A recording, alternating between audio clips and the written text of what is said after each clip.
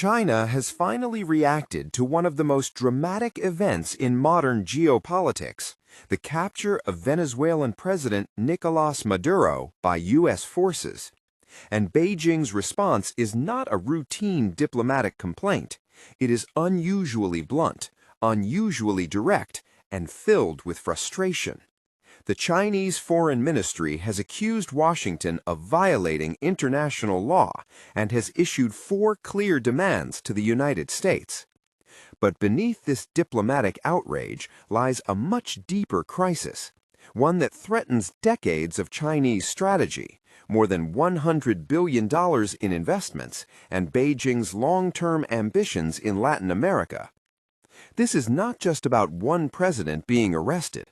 This is about whether China's entire model of expanding influence through economic power can survive when confronted with direct American military force. At stake are billions in unpaid loans, massive oil contracts, and a strategic foothold that China spent 20 years carefully building in what the United States has long considered its own geopolitical backyard. So is China the real loser in the U.S.-Venezuela showdown? What happens to Beijing's investments?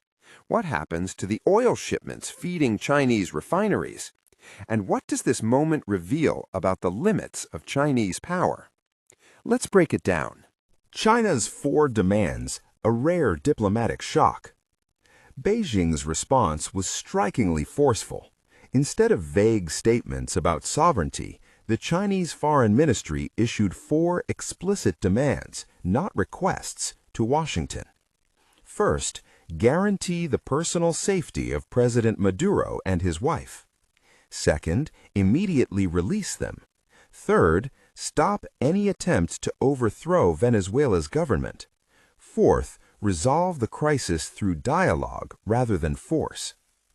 This level of directness is rare for Chinese diplomacy, which usually relies on careful language and indirect pressure. The ministry called the operation a blatant violation of international law and said it was deeply shocked by Maduro's capture. The message was clear. China has enormous interests at stake, and it expects the United States to back down. But there's a problem. China has no real way to force Washington to comply. Beijing can protest. It cannot compel. Chinese state media goes on the offensive. Chinese state media followed up with a full propaganda push. Xinhua News Agency accused the United States of once again relying on unilateral force while hollowing out its own claims of defending international rules. The Global Times went further, describing the arrest of a sitting head of state as unprecedented in the post-Cold War era.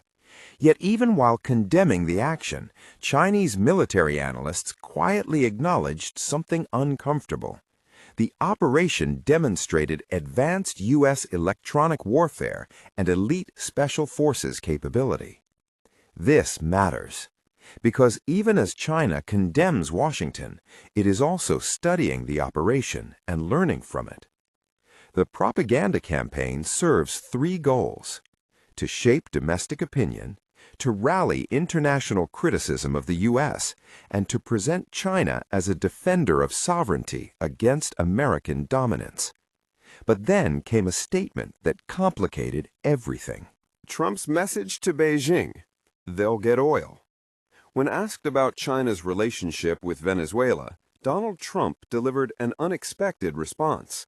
He said China would still get oil. At first glance, that sounds reassuring for Beijing, but read between the lines and the implication is devastating.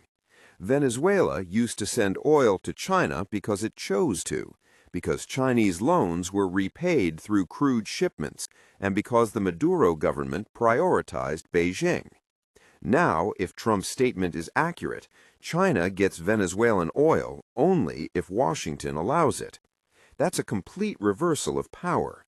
China goes from strategic partner to customer, from influence to dependence. This isn't just an economic shift, it's a geopolitical humiliation. Over $100 billion on the line. Let's be clear about the scale of what China stands to lose.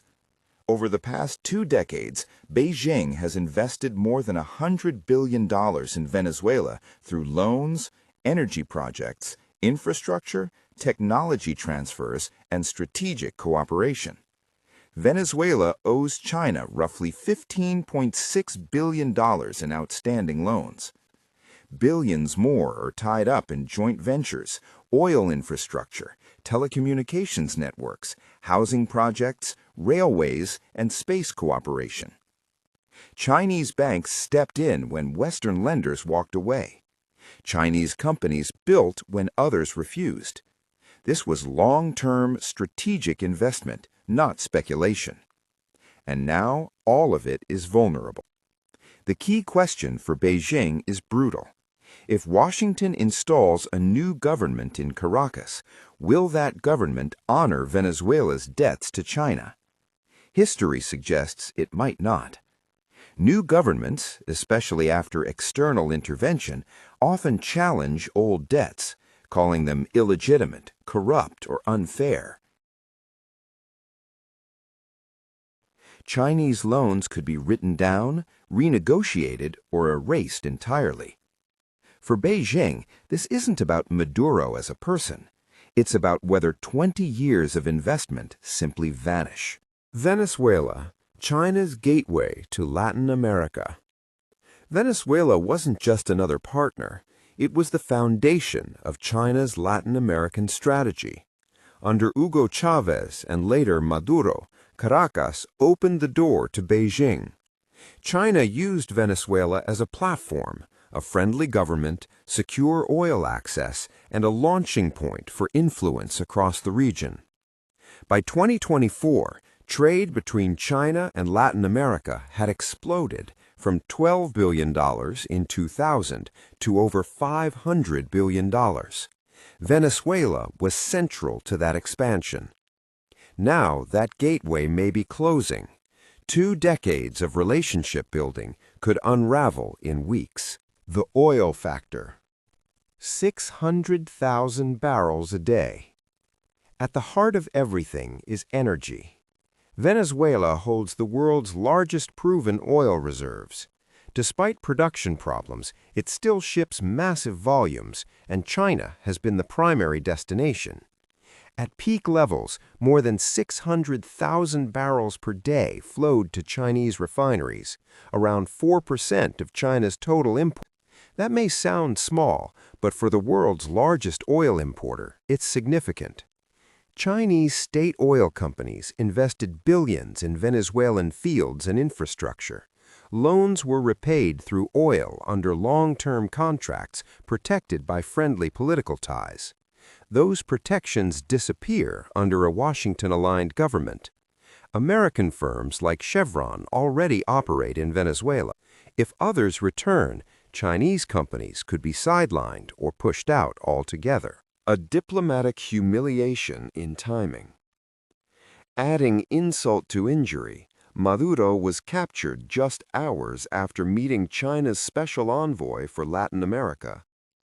Chinese media emphasized the meeting's symbolism, reaffirming strategic partnership and future cooperation. Then, hours later, Maduro was in U.S. custody. The optics are devastating. What does this say about China's ability to protect its partners?